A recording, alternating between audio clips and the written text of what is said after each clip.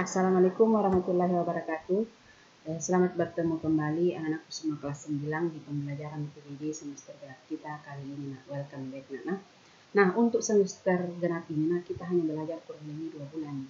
Jadi materi kita hanya 2 bab, yaitu bab 5 kesebangunan dan kepemudaan, dan bab 6 adalah bangun ruang sisi lengkung. Nah, untuk semester ini ingat belajarlah dengan baik karena ini kan terakhir kita sampai pembelajaran kita yang terakhir untuk supaya kalian lepas dari sempurna berembung dengan tanpa beban. Karena awal bulan 3 kita sudah penilaian tengah semester, kemudian 2 minggu ibu akan bahas soal persiapan US, dan kemudian akhir Maret kalian ujian sekolah. Selesai itu libur. Oke, kita mulai bab 5 kesebangunan dan kepemudaan. Nah, pada kesebangunan dan kepemudaan itu banyak ditemukan dalam kehidupan kita sehari-hari, terutama oleh insinyur-insinyur bangunan. Biasanya sebelum membuat rumah, mereka akan membuat maketnya.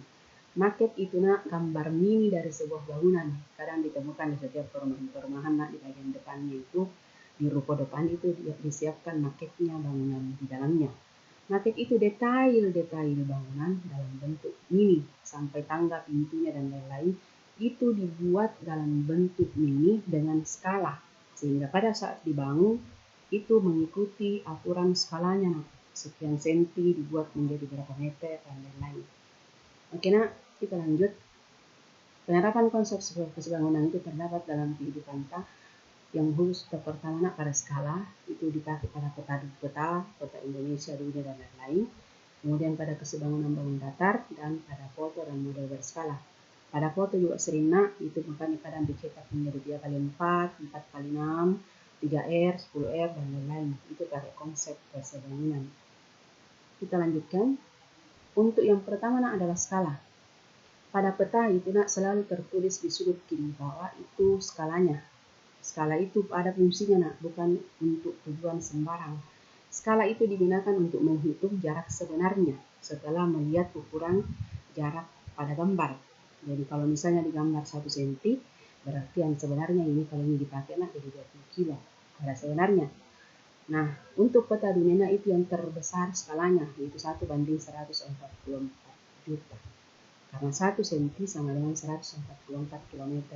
Oke, kita lanjutkan. Pengertian skala untuk lebih jelasnya yaitu adalah jarak pada peta dibagi dengan jarak sebenarnya. Dituliskan kadang begini GP banding GS. Jadi jarak pada gambar dibandingkan dengan jarak yang sebenarnya. Kita lanjutkan. Nah, contohnya pada soal ini. Pada kota A, jarak antara kota A dan kota B pada gambar, ini gambar peta jaraknya adalah 4 cm di gambar. Kemudian pada jarak sebenarnya adalah 20 km. Kira-kira kalau kita gambarkan berapakah skala yang dituliskan di sudut kiri bawah petanya? Nah, caranya menghitungnya, tuliskan diketahuinya dulu JP-nya 4 cm, GS-nya 20 km. Nah, untuk mencari skala digunakan JP banding GS. Pada perhitungannya gunakan satuan yang sama. Makanya yang diubah adalah jarak sebenarnya menjadi cm. Jangan JP-nya akan koma kalau diubah ke kilometer. Maka yang diubah adalah jarak sebenarnya. 20 km dikalikan dengan 100.000. Kenapa? Karena 1 kilometernya itu sama dengan 100.000 cm. Maka diperoleh 2 juta cm. 4:2 juta. Masing-masing dibagi 4. 4 dibagi 4 diperoleh 1. 2 juta dibagi 4 menjadi 500.000. Maka akan dituliskan di sudut kiri bawah skala peta adalah 1:500.000. Oke, simulasi. Ada seorang anak namanya Dika, hendak berkunjung ke rumah neneknya. Karena dia penasaran mau mengetahui jarak rumahnya ke rumah neneknya, maka dilihatlah di peta. Pada peta tertulis jarak rumah Dika ke rumah neneknya itu 33 cm. Di sudut kiri bawahnya tertulis pada peta 1:600.000. Maka Dika menggunakan konsep perhitungan pada skala, kira-kira jarak rumahnya ke rumah neneknya berapa kilo? Diketahui skalanya 1:600.000. Nah, jarak pada peta 33 cm. Nah, berapakah jarak sebenarnya antara rumah Dika dengan rumah neneknya? Karena Nah, cara mencarinya GS sama dengan kali silang, diperoleh GP dikali skalanya. Diperoleh 33 kali 600.000 sama dengan 19.800.000 cm. Nah, setiap kali kita ditanya jaraknya, tidak mungkin kita jawab dalam satuan senti. Biasanya kita jawab dalam satuan kilometer.